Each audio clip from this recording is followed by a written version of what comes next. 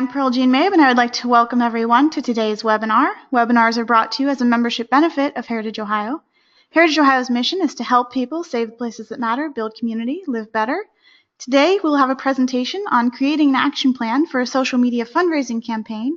We'll be taking questions at the end of the presentation. If you have a question, please type it into the question box at any time. Most issues with the webinar software will be solved if you close the program and restart it with the link that was sent to you. Our presenter today is J.K. I forgot to how to. Coughlin? Coughlin, sorry. I forgot to ask you how to pronounce your name, Kay. CEO, Facilitator on Fire. Kay Coughlin has more than 20 years of experience helping organizations tackle their operations and staff communication challenges. Kay is highly skilled in facilitating difficult conversations and planning processes, helping business teams quickly tear down their roadblocks. Facilitator on Fire is a subsidiary of Donor Relations Mindset LLC, which Kay founded in 2015. Kay lives with her husband and children in Central Ohio, although we are doing this from a distance, so if you hear us chat a little, it is to be expected. So with that, I will hand this over to Kay. Thank you, Pearl. I am going to say, I trust if you can't hear me that someone at this point will say, we're not hearing anything. Welcome, everybody. We're so glad to have you on this webinar with Heritage Ohio, and thank you, Pearl, for that introduction. As Pearl mentioned, my name is Kay Coughlin, and I help business teams tear down operations and staff communications roadblocks.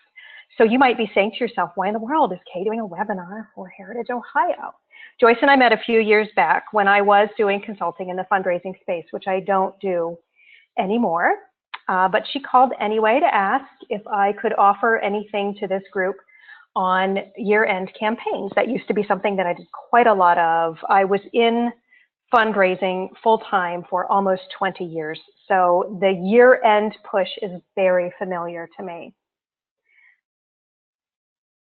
The reason we're talking about social media campaigns today is that it's one of the things I've learned from both my for-profit and my nonprofit clients, is that social media campaigns are still very overwhelming and intimidating to a lot of folks. And just so you know, my primary client base these days is actually for-profit businesses, because this idea of tearing down roadblocks and overcoming challenges, that's not just in the nonprofit industry, although it's significant there. I do some work still with nonprofits. I do a lot of work with boards, by the way, boards who are maybe having trouble communicating.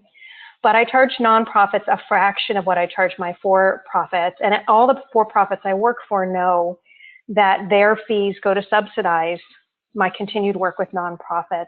I could not give up working with nonprofits entirely because my heart is still in nonprofits. So if anyone is interested in talking at any point about working with me, just give me a call or send me an email, and we can talk about that and make it so that you can afford it. That's really my goal. So social media marketing, it's a big hurdle, a big roadblock. And the reason this really matters to you, all right, and I'm talking to everyone on the call here, is that giving days have become a very effective and very inexpensive way to boost your annual giving and donor engagement. So the idea that they're still intimidating and overwhelming, to me, that's a pattern. That's an indicator that there's some mindset hurdles, roadblocks to get over.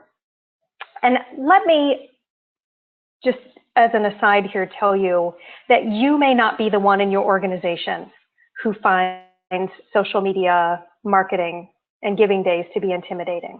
I do know that's how it works. It could be that there's someone on your staff who doesn't like the idea, or maybe a board member who is keeping you from moving forward on this. So as we go through this today, even if you don't see yourself in the roadblocks that we're going to be talking about, there'll be a lot of material that could be applicable to someone else in your organization. And certainly as we get to the end of this, the action plan that I'm going to give you can be very helpful in helping your whole organization overcome whatever is in your way in terms of mindset towards having a successful social media giving day. I'm going to bust down roadblocks for you. That's the first thing we're going to do. Then we're going to talk about some top resources to give you the information and some help that you need. And then I'm going to give you an outline for an action plan. At the end of this, as Pearl said, we will have plenty of time for questions. And I'm wondering, I see a question coming up here. Pearl, can you help me? Is everyone seeing my screen? Looks like there might be a question about that. All right, I am going to keep going here and just trust that Pearl will stop me if indeed you are having trouble seeing my screen. Okay, thanks everybody. So we're going to start with the most common roadblocks. My PowerPoint is not where, there we go. Most common roadblocks, so these are those things that get in the way mentally of moving forward with a project. And in this case, the project is Social Media Giving Days. First one, too much noise, right? We're never going to be heard. We can't be successful. I'm going to come back to these roadblocks and break them down all at once in a second here, but I just want to say the biggest thing to remember about this idea that you're not going to be heard, a lot of that comes from some publicity around Giving Tuesday, that the only people who have been successful with Giving Tuesday or highly successful are those early adopters, the first people who got on board in the first maybe year or two, because I think they're going to year 4 now, maybe year 5, I can't remember.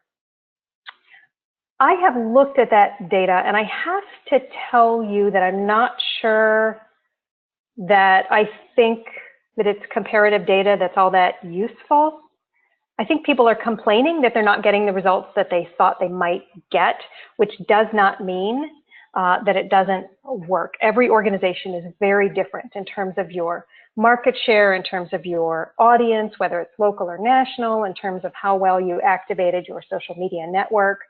So even if Giving Tuesday itself is not the right thing for your organization, I don't want you to feel like you should give up on giving days altogether. And that's what we're going to talk about today. The second roadblock then is we don't have enough resources. I'm sure there's at least more than one person on the listening today who's either banging their head on their keyboard or laughing out loud, because we say this all the time, we don't have enough resources, but we'll get back to that. And then the last thing here is, and this is a big one, our supporters will be upset with us for using social media to ask them for money. And we're going to talk about why that's actually a big myth. So starting back up at the top here, too much noise. We're never going to be heard and we can't be successful. This is what I call a two-part roadblock. There's two things going on here. These are two separate things. We'll never be heard is different from we can't be successful. The first one, this business about we're never going to be heard. There's a concept of social media ambassadors. If you've not heard of that, these are the people who post and share your content to their followers, wherever that might be. It could be email, Twitter, Facebook, what have you. They generally are people who have a fairly wide following. They don't have to be the biggest influencers on the planet, but they have, a decent following wherever they are. Social media giving days will not work without the social media ambassadors. Luckily, there are lots of guidelines on how to invite them and engage them. You do have to do that though, or that's not going to be work. And what's going on here, it's not that people listen to you. It's that they listen to your social media ambassadors who say, hey guys, look what's going on here. I can't wait to share this with you. That's what people pay attention to. So that's really, really critical. The next thing is the idea that we can't be successful. I would ask and recommend that you not try to compare yourself to too many organizations out there. You are a unique organization. You have your own followers, you have your own budget, you have your own mission. And so the key here to being successful is to decide what are your goals, your objectives, your measures. You can set goals, you can set stretch goals. Those can be based on monetary goals, followers, sharing, reposting. This is marketing. So what you're really trying to do is get page views. Now you want to convert those into gifts, of course, that's what this is all about. But that will happen as long as you ask people.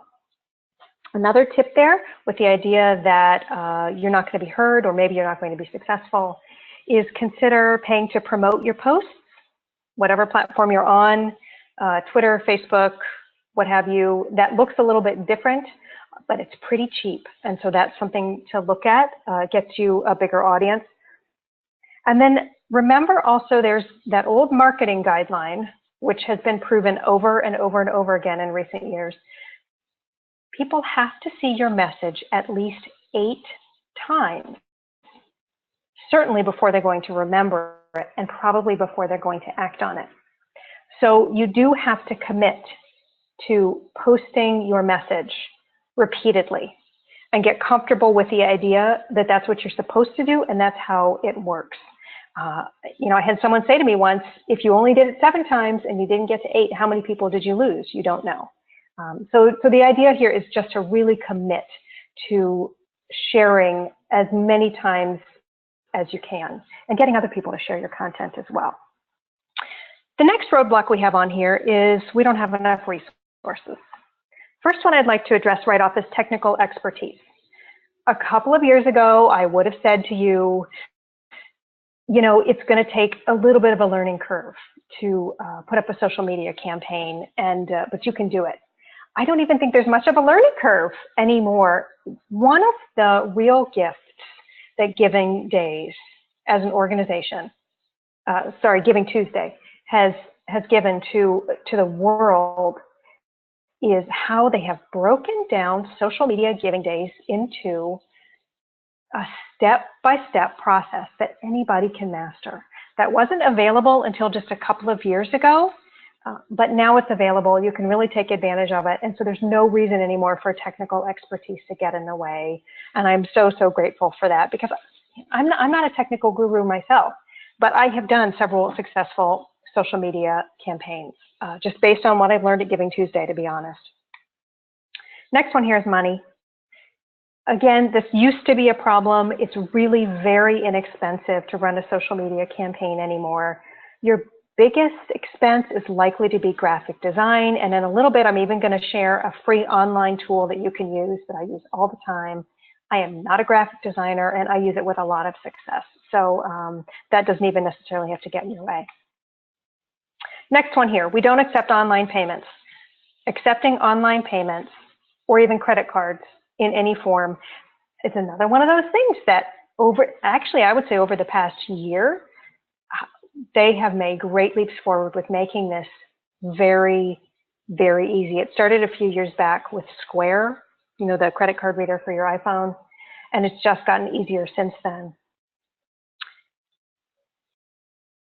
Is there a transaction fee? Yes, there's going to be a transaction fee, but what I always say is, look, even if you have to pay a per transaction fee of 2% or even 5%, wouldn't you rather have 95% of a donation than 100% of nothing?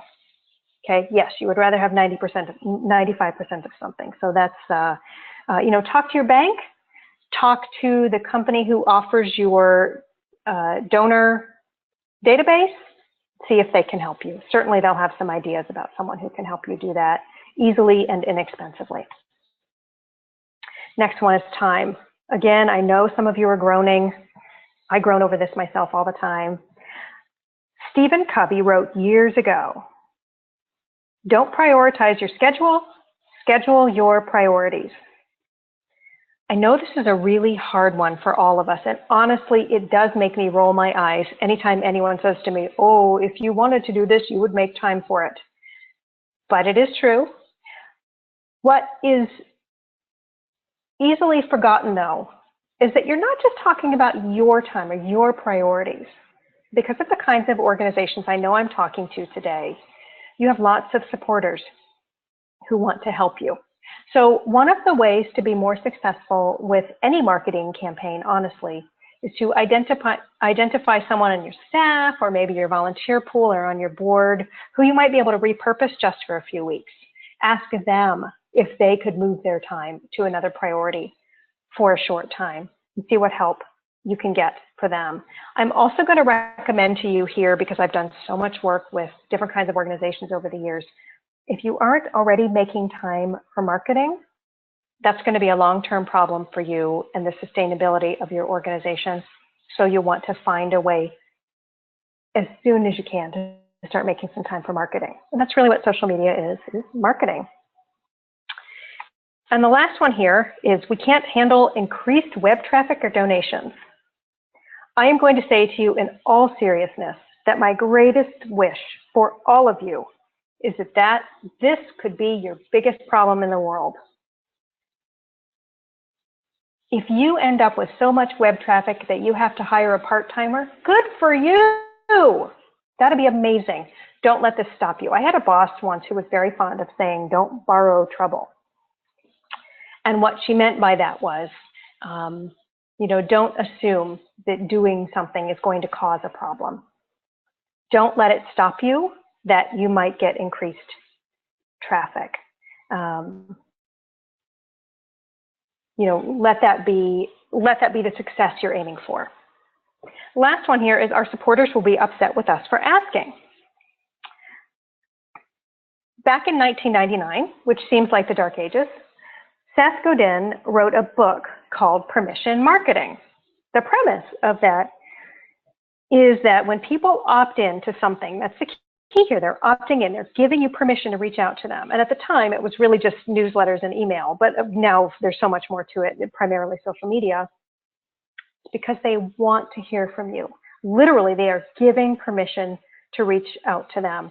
And in fact, if you aren't already asking them, engaging with them on these platforms, they're wondering where you are, and they're wondering why you're not engaging with them.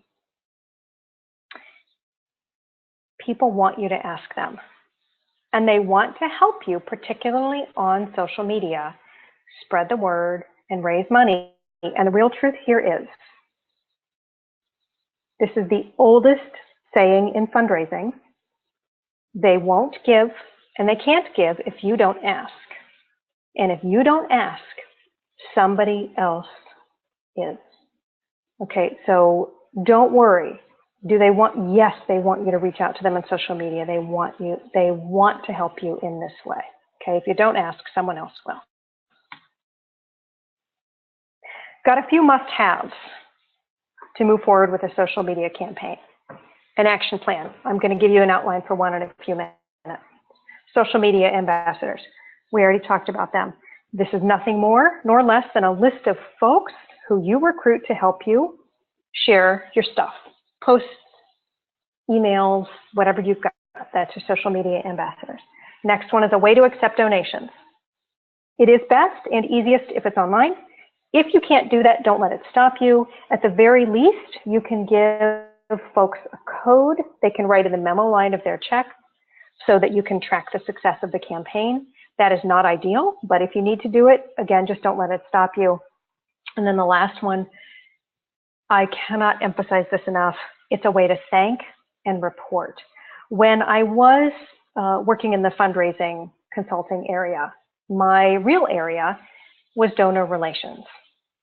I don't even have any way of counting at this point how many organizations I helped boost their fundraising just because they thanked people and reported back to people.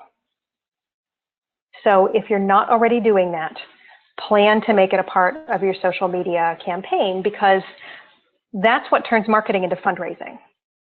Marketing is when somebody gives you their first gift. Fundraising, turning someone into a donor, is when they give you a second gift, and they're not going to do that unless you thank them and report back to them. So what are the top resources we've got for you? I am actually going to show you a couple of these. The first one on the list here is Giving Tuesday. Bear with me while I click out to this. All right, here we go. GivingTuesday.org has put together some really incredible resources, which you can use even if you're not part of Giving Tuesday, and they say that on here. They say you have permission to use this no matter what. They just want everybody to be successful. So you can join up and be a part of Giving Tuesday, which is that, you can see it right there. It's that first Tuesday after Thanksgiving.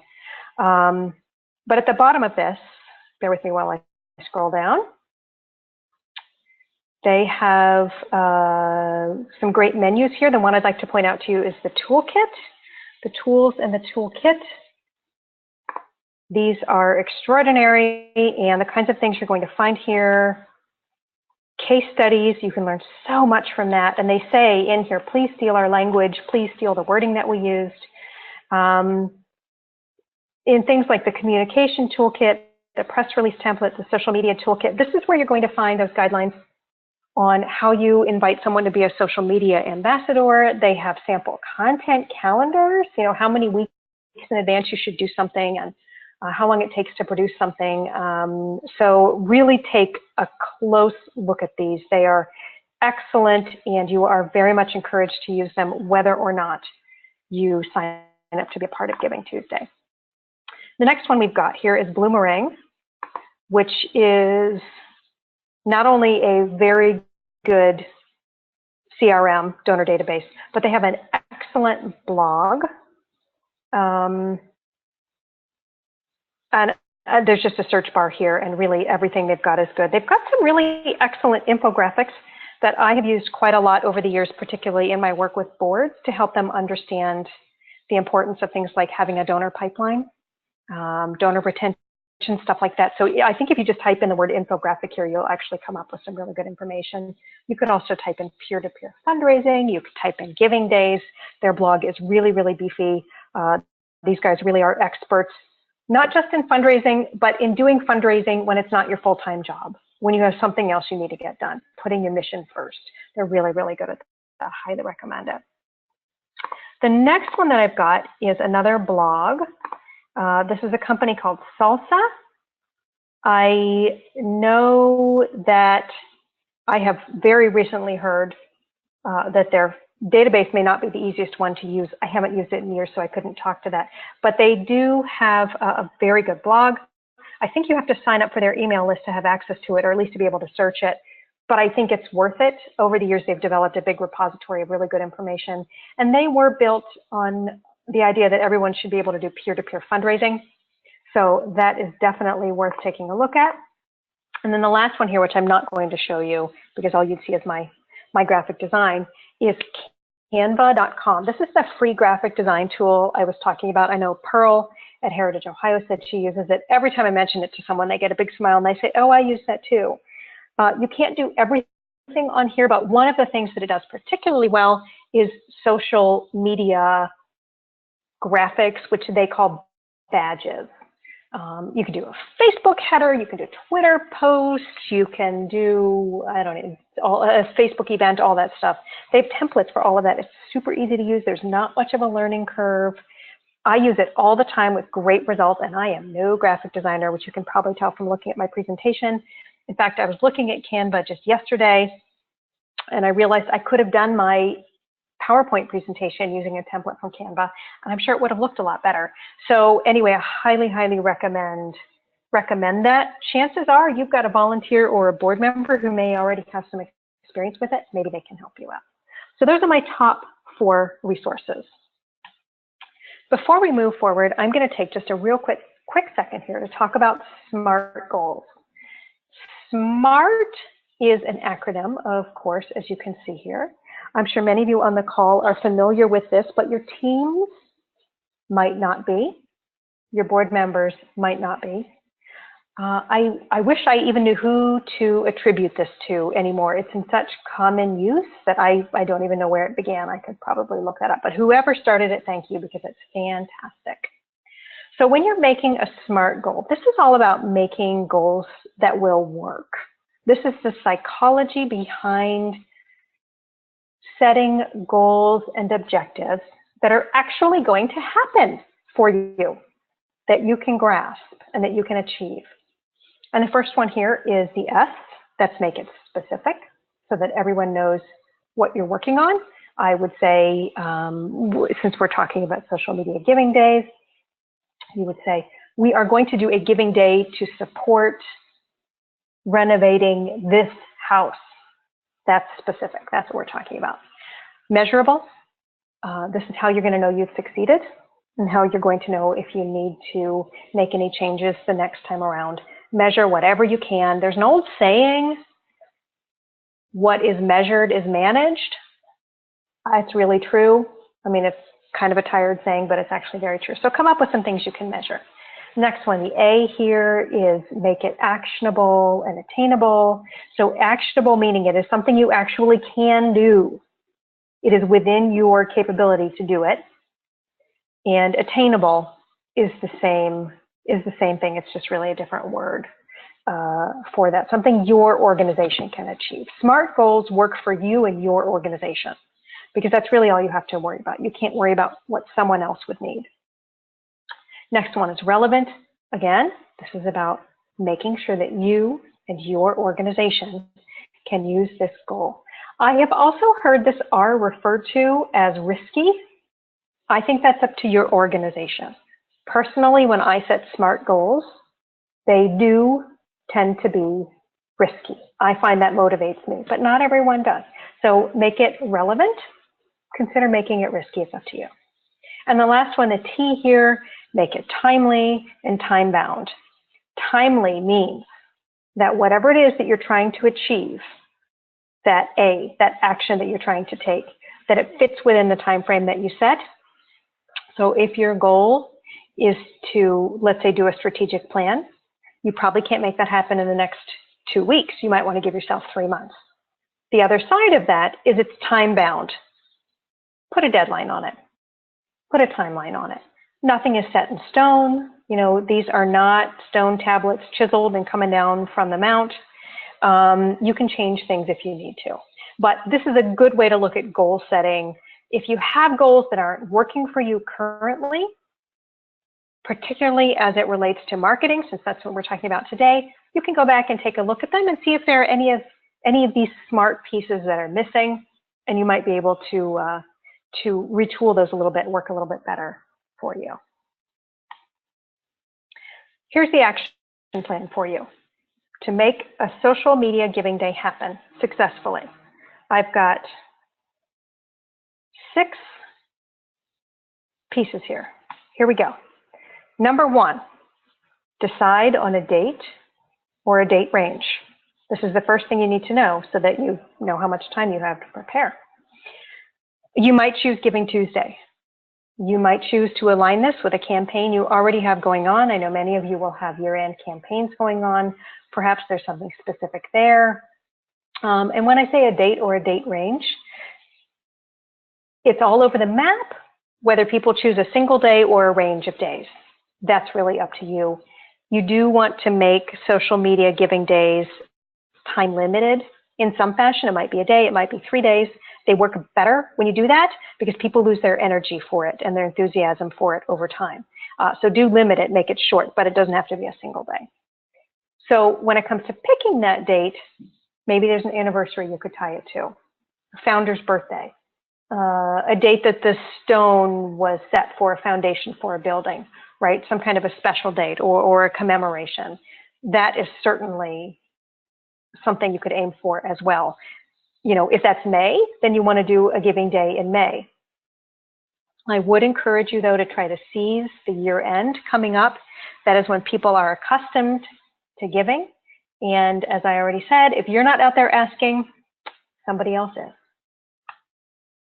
Second piece here is to decide on a compelling message. Okay? Social media works because people are interested and engaged. Something like, we want to do this campaign to replace handrails to meet code might be true, but it's not what we would call compelling. You might want to restate that to say, we're going to increase accessibility for guests with physical limitations. You might even shorten that and call it a We Heart Accessibility campaign. Why not? You know, think of the ways that you can reword what it is you already need to do to really keep people's minds and hearts engaged. Now, if someone asks, what does this specifically mean? You can say, we have already identified a vendor who will provide handrails made out of repurposed barn wood, and you can give them those kinds of details if they want, but get them hooked by giving them something compelling. Number 3, gather your tools. These are most of the things we've already talked about. What platforms are you going to use? By platform, I mean wherever you're already communicating en masse. It could be email, Facebook, Twitter, Pinterest, if your people are already there, wherever you already have followers, particularly if this is your first social media campaign, you're going to want to go where the people already are, okay? So those are your platforms. Know what those are. Scheduling and schedulers. What kind of a tool are you going to use for scheduling? How are you going to make a content calendar work to share among your groups? And then a scheduler is not a person in this case. Well, you could use a person for a scheduler, but there are a lot of electronic tools out there that will do this for you, where you plunk your content in and then they just automatically upload them at the date and time you specify. Hootsuite is a very well-known one. They're pretty easy to use now. There's a little bit of a learning curve on most of them, but it's worth doing because you don't have to be sitting at your computer at 2 a.m. if that's when you want to load something up. It'll load it up for you.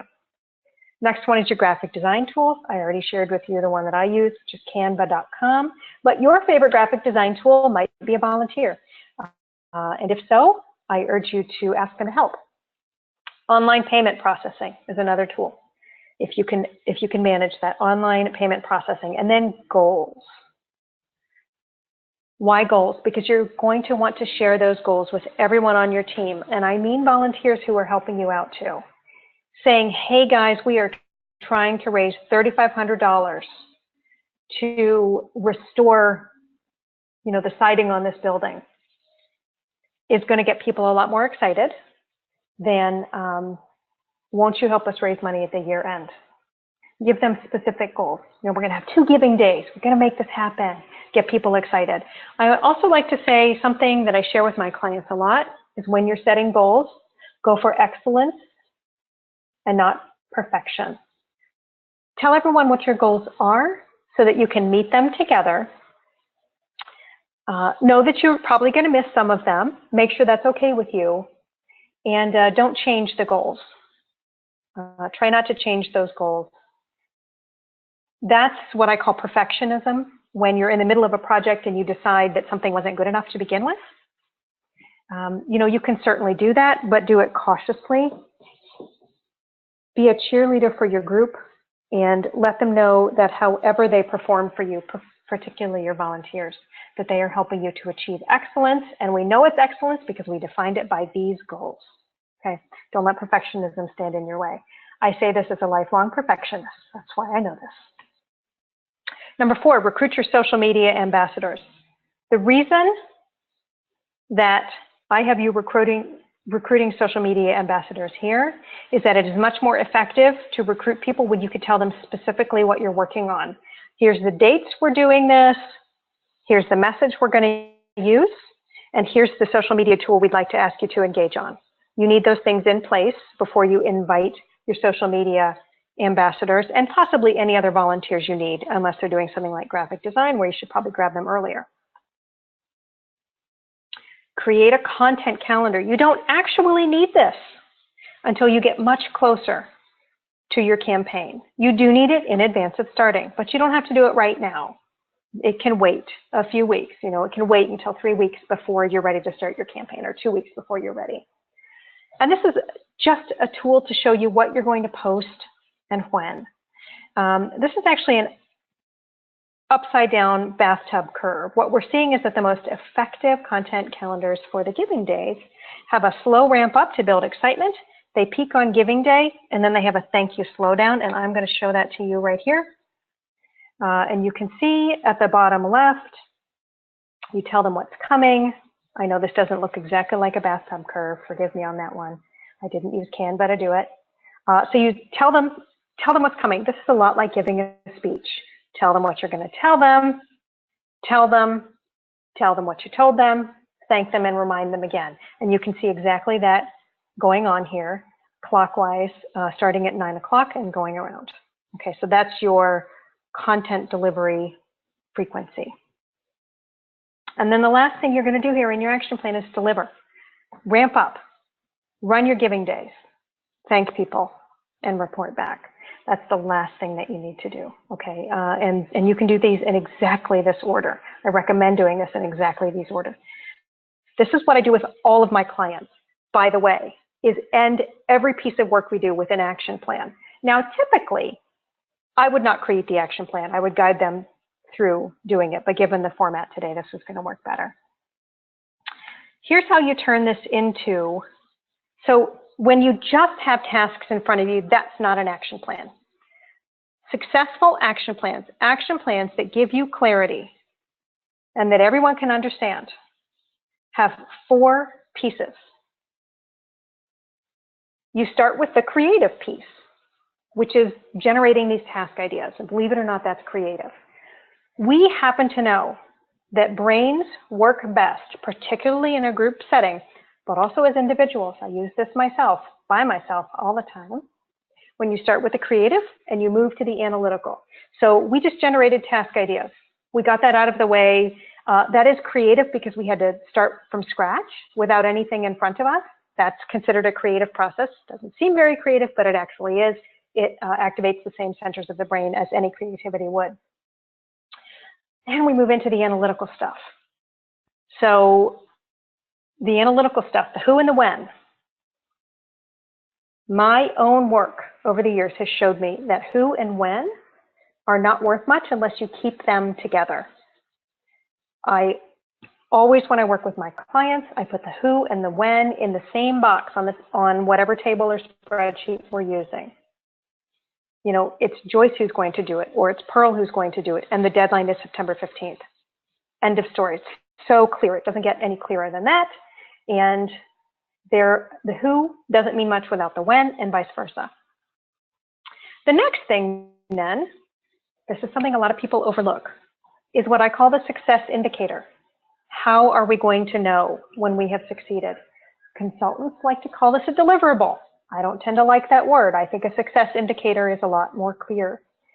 If what we're doing is deciding on the dates, we assigned it to Pearl, and it'll be done by September 15th, then the success indicator might be an email has gone out to the staff and to the board telling them what dates we've used. We know that that item can be checked off the list at that point in time. And conversely, that success indicator also helps you know when you have not succeeded. So you can go back and figure it out and maybe redo it. And then the status piece. There is a lot of anxiety around, particularly when you do something the first time, or when you have a new team member, perhaps when you have a whole bunch of new volunteers helping you. One of the things that alleviates that anxiety, helps everybody to feel more comfortable working together, is knowing the status. This doesn't have to be complicated. It can be things like not yet started, in progress, waiting on a phone call from someone. All of those and certainly completed are great ones. You can, when you do an action plan like this, which is designed for clarity, if it's with everybody who's in your office, you put it up on a whiteboard or, you know, someplace in your office where everybody can see it on a daily basis. A tool that I use with my clients quite a lot is a Google spreadsheet or a Google document that I can share. The trick there is to continue to update it as things change. So whatever you do, take an action plan.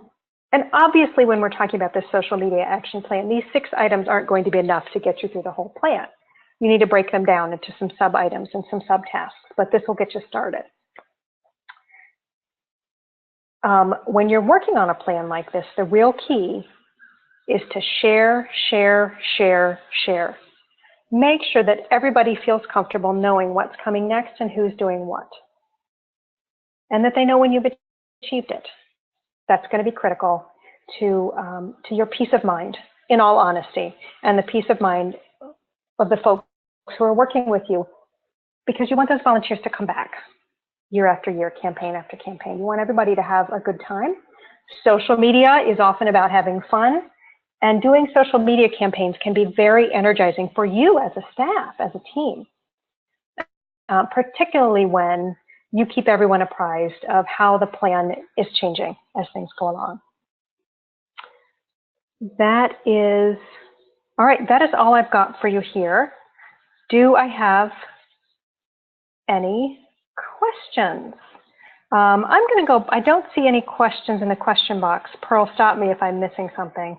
I'm going to go back through these, through my slides here just one more time and just take you through these very slowly to see if anybody has got any questions for me.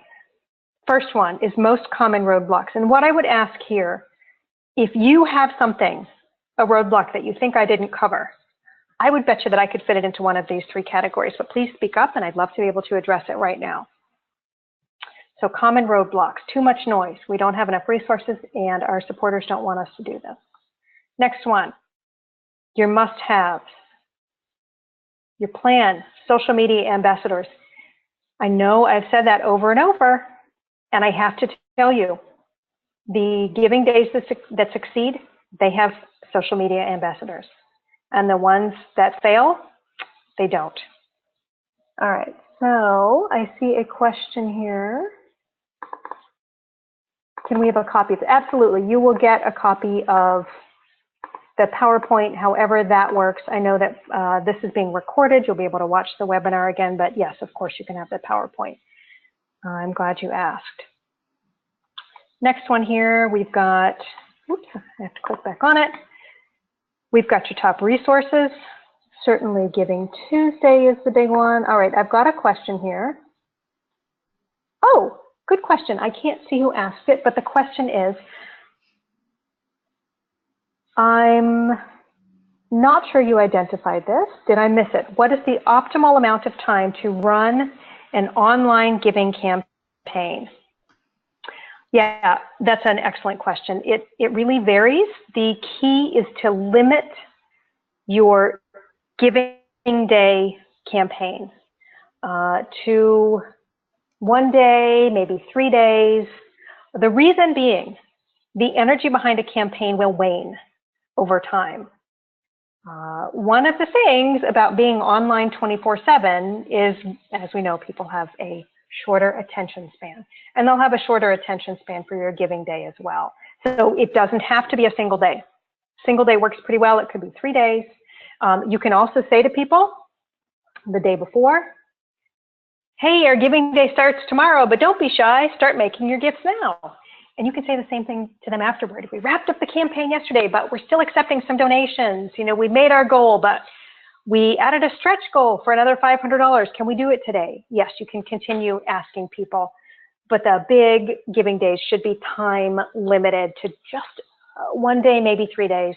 And there will be information on that, if I'm not mistaken, on Giving Tuesday. They talk about the duration of a campaign. Okay, let's see. Ooh, we've got some more questions. Hey, Pearl, I am going to ask you to read these to me because I am having some trouble using my question box. No problem. It's just I'm not seeing the whole thing here. If you wouldn't mind reading them to me just so that I can try and keep up. Absolutely. All right. So the question you just answered was from Mary Lou, and she had a follow-up question really quickly. She agrees with your answer. Would 3 or 4 consecutive giving days be effective or annoying?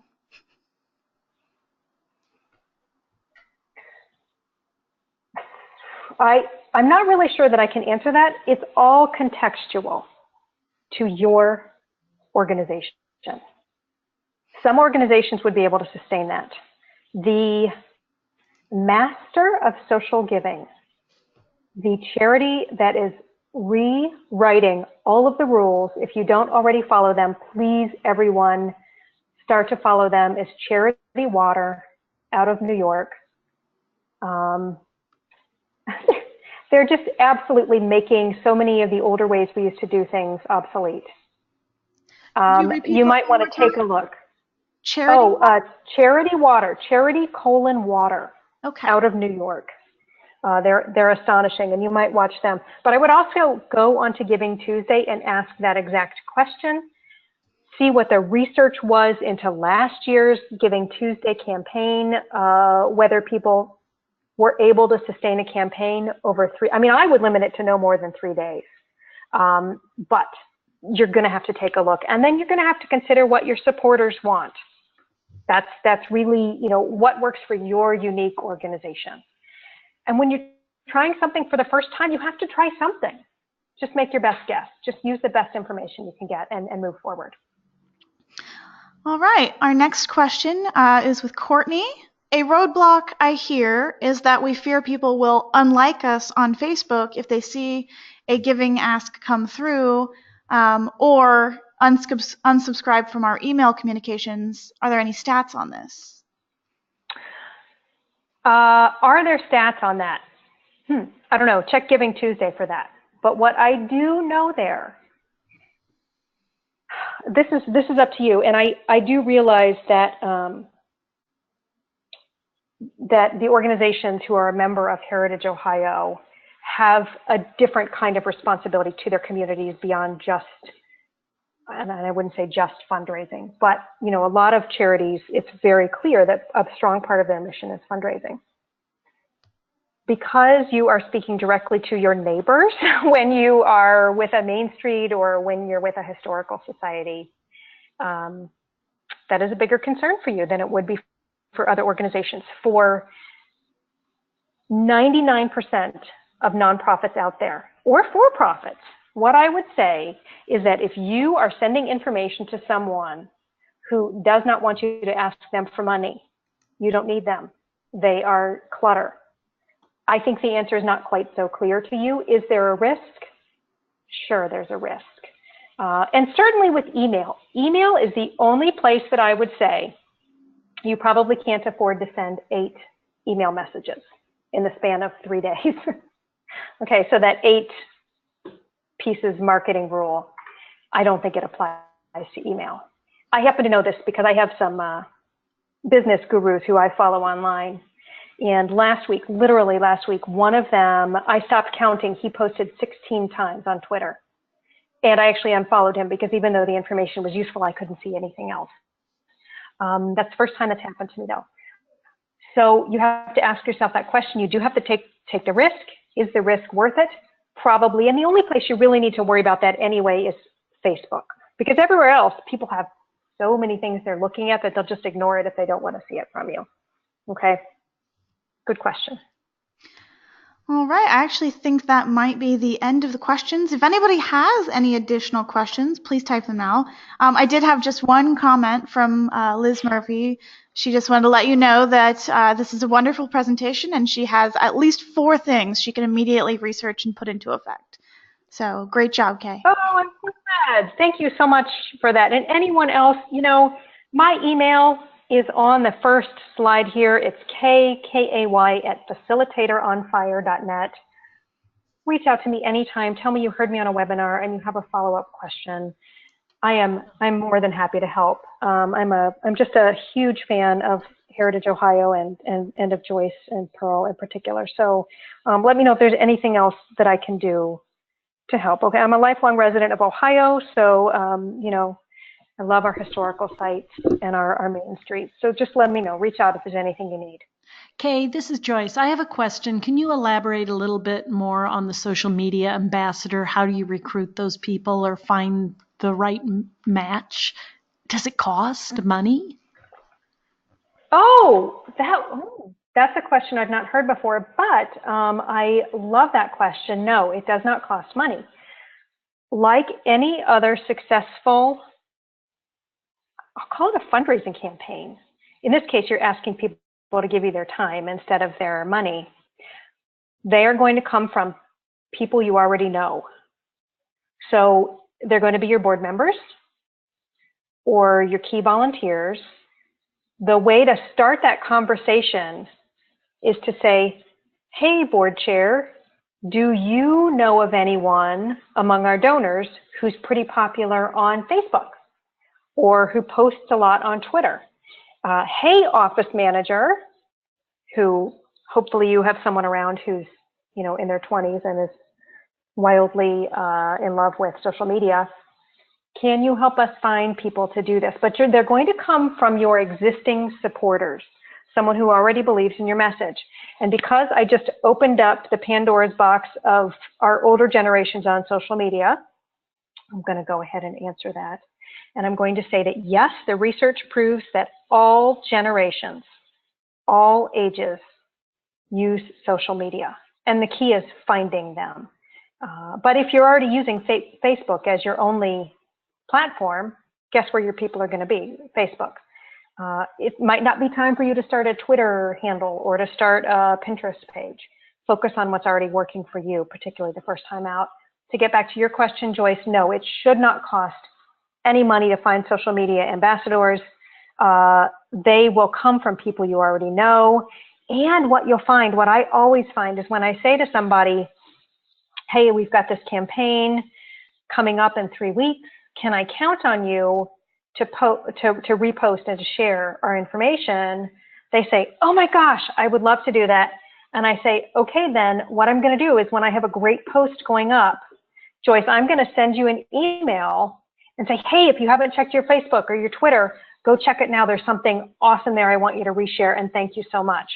And so that's the key to communicating that way. But do take a look at Giving Tuesday, because they actually have templates of emails that you can use to invite people to be social media ambassadors. But you identify them the same way you would identify, let's say the same way that you would identify a potential ticket buyer for a benefit. They're going to come from people you already know. So you're going to have to reach out and ask your existing volunteers who they might nominate to be social media ambassadors. I've had good luck asking my volunteers to invite their friends and supporters. Hey, Joyce, if I send you an email, will you send it to those 4 people you mentioned to me? Because people respond to people they know. That's why social media works. It is the modern day version of word of mouth, over the fence advertising.